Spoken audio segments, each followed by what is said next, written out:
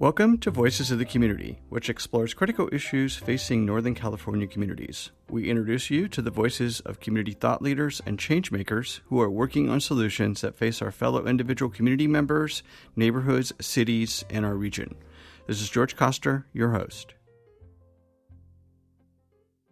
This episode is part of our series exploring COVID-19's impact on nonprofits and small businesses in the San Francisco Bay Area. Back in April of 2020, when we decided to create this ongoing series on COVID-19's impact, first on nonprofits and then on small businesses in the San Francisco Bay Area, we, like you, had no idea how long the pandemic would go on and what the health and economic impact would be in our community.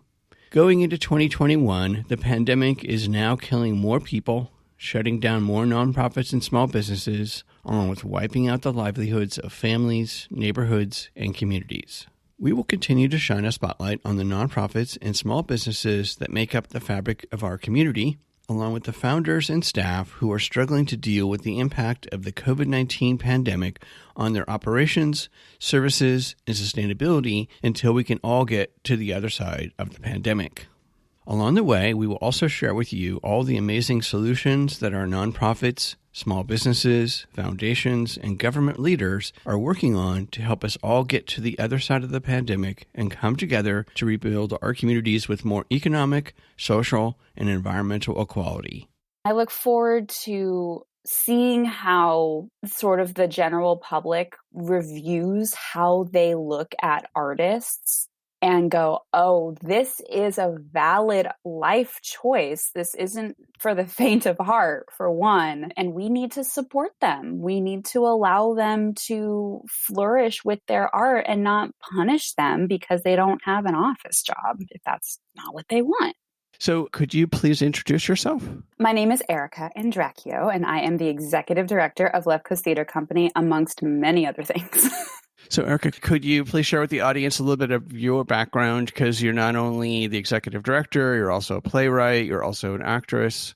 I am, yeah. I've sort of been the lady with many hats for a number of years now. I started off acting, and when you're in high school and early college days, I'm going to go to Hollywood and be a famous actress. And then you realize that doesn't pan out quite as easily as you think it does. And I got very involved with the San Francisco theater scene as an actress about 13 years ago, and through random connections met other people who were doing admin parts of theater. And I realized at that point I was tired of just being an actress and I wanted to do other stuff. And so I eventually started stage managing, and then I eventually became the production manager for Left Coast. And then just through process of climbing, I suppose, I became the executive director. And I also do playwriting and still act a little bit and still write and just trying to keep your head above water in this industry.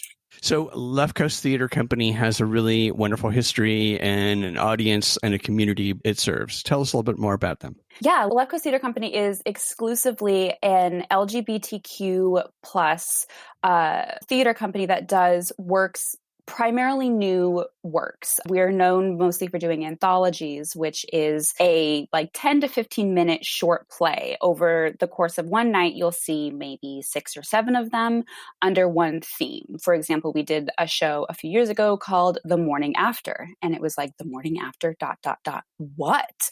And it was, 7 plays that were all about the morning after some event, and it was all LGBTQ related. And the company has been doing this for coming up on 9 years this year. Next year, 2022, will be our 10th year. The company was founded by Rodney Rhoda Taylor and Joseph Frank back in 2012.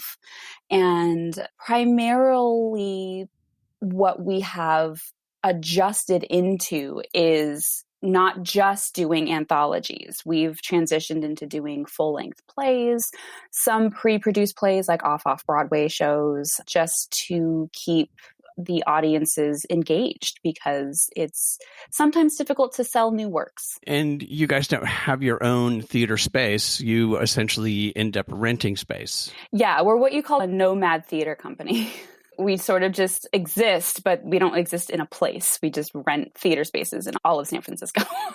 And is that a goal at some point to actually own your own venue? It's definitely a dream of mine to be able to own our own LGBTQ arts venue where it's not just theater, but I would love to be able to have a venue where it's more broad than that. Maybe artworks along with theater and rehearsal spaces and things that the city is kind of lacking a little bit is just a plain artistic center for LGBTQ arts. Well, it's funny you should say that because in my conversation with Wayne over at Dancers Group and then Randy at Intersection for the Arts, they've been talking about the idea of trying to come together to get space. And the feeling is since there's so much vacant space in San Francisco coming out of the, proverbial meltdown economically and the pandemic, that there might be an opportunity for groups to really coalesce around a building. Yeah, that sounds fantastic. I know that the Gay Men's Chorus just bought, I think it's a church right off on Valencia.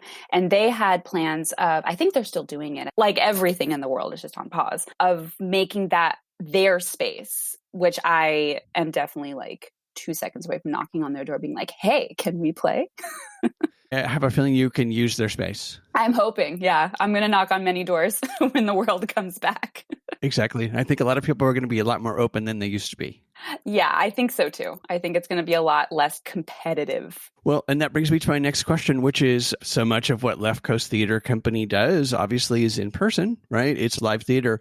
How has COVID-19 impacted the theater company? Well, we had a whole season planned for 2020, as any theater company would have done. And we essentially had to postpone everything. We didn't necessarily cancel anything. Everything ostensibly had just been postponed. But we've sort of been in hibernation because we're a nomad theater company. We are in a lucky position to not have to pay for venue fees or having to deal with paid staff. We're a fully volunteer organization. And so all of our costs were for production. And when there's no production, there's no income, but there's also no expenses. So we just sort of sat down for most of the last year going, okay, when can we come back? When can we start to get moving again? And in the positive light of it, though, we've done a lot of really good working behind the scenes to sort of get ready and then plan as far out as we can because we have all this time to sit around thinking about how to make the theater company and the works that we really want to see go up happen. And so it's been a lot of networking with other organizations and just a lot of planning on the back end, more admin stuff that like the general public really doesn't care to know about. But for us on the back end of a theater company, we're like, oh my God, we needed to get this done so bad. And we had the time. Well, and to that point, I mean, what can people who are listening to this, how can they help Left Coast Theater Company, but also other theater companies that are out there? What are some of the needs that you're seeing besides more funding, of course, to keep everybody alive until we can come back? Sure. One thing that I always tell people is if you have the ability to donate to your favorite theater company.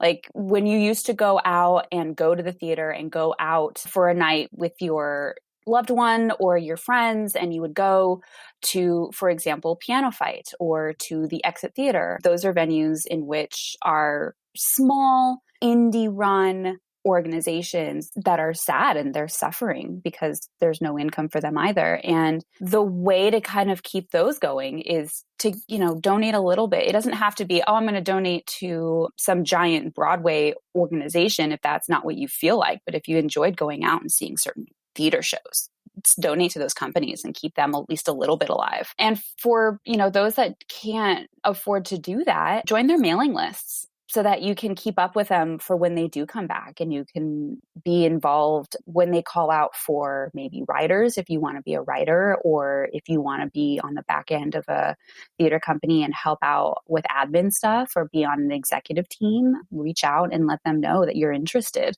because otherwise, they won't know. And then it seems like foundations are now actually providing funding specifically for just operations and overhead to keep folks going instead of a specific program. Yeah, and that's what's been a real lifesaver. For example, grants that you were to apply for are project driven. So they want to see what the project is that you're going to be doing. And when there's nothing to produce and with Left Coast Theater Company, for example, we're not the type of theater company that does well in this virtual world. And I have to hand it to the theater companies that have made it work for them, or the other arts organizations that have made it work for them, because they're doing amazing work. And I'm so inspired. But Left Coast has never had that that's never been our forte. We're in your face. We're fun in person, and we're not as lively on, 4 boxes on Zoom. And so we tried for a little while. It didn't really work. But the grants organizations that are allowing arts organizations to apply for grants are not asking anymore for project-driven grant applications, which has been so helpful, because now we can say, hey, when we do come back, we plan on doing X, Y, and Z. And if we get awarded a grant, then it's like, oh, yes, we have money in the bank. We don't have to just sit and beg for money on the street when we come back, because everyone's going to be doing that. It's going to be a rush all at the same time. Right. And as we were talking about before we came on, and just everyone is struggling with that. The state of California is trying to come up with, and of course, San Francisco is trying to come up with in cities and counties as to how to safely open theater again inside, let alone they're now working on an outside piece, because that's where everything is going to start. Yeah. The outside venues and the outside performance spaces, I'm very excited to see how they come back. For theater companies that are looking forward to having indoor performances again, it's going to be interesting to see, because we're all going to be in the same boat. It's not like, oh, this, theater company in Ohio figured it out before anybody else. Like, it's going to be everyone all at the same time. It's going to be a huge amount of trial and error to figure out what works, what we're allowed to do, how we can keep our actors and crew and audience safe. It's going to be interesting to see how that all works out, because we have no idea.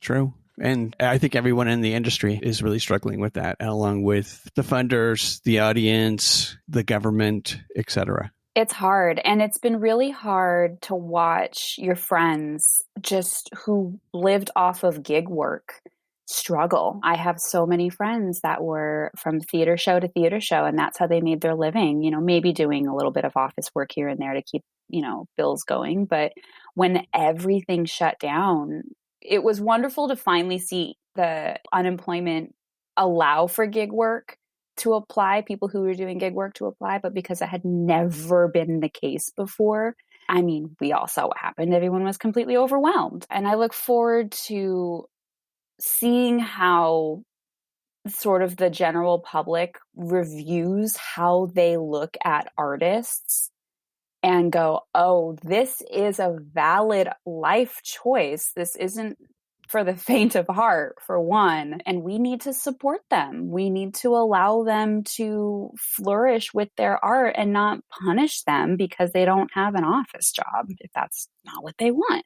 So, Erica, could you share with the audience one of your favorite stories of Left Coast Theater Company working there, and what you think it exemplifies as far as the impact of this really unique theater company?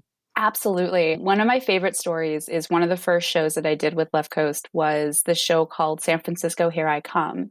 And it was one of our anthology pieces where there were, I think we had 7 short plays in that show, but they all took place in one apartment over the course of 70 years. So within 7 decades, you saw 1940s and the people that lived in that apartment all the way through. We produced the show in 2016, and at the time, 2018 was the future. So all the way to 2018, and sort of this futuristic look at what San Francisco might look like, but talking about the LGBT experience through the 60s, through the 80s, through gay marriage becoming legal again. And one of my absolute favorite moments from that show was Lana Wachowski happened to be in San Francisco with her crew from Sense8 filming. And through the most random connections, she knew somebody who worked with Left Coast at the time. And her and about 4 of her castmates bought tickets to the show and came and watched the show. And I just remember, because I was also on stage in one of my multiple hat moments where I was stage manager, but then also performing in one of the pieces. And I had this moment where I like fangirled out completely because I was working at the box office before the show started. And one of the actors came up to like ask, "Oh, this is where I go." And I turned around and went, "Yeah, that way." And it was at the end of the show, they were so gracious. They were just like, "Oh, that was so fun. That was great. And I loved it. It was so wonderful to see this cute little theater company produce a show. Like, it was so fun." And we just completely lost it. We were so excited. That's a really great story. Thank you. Yeah, it was fun.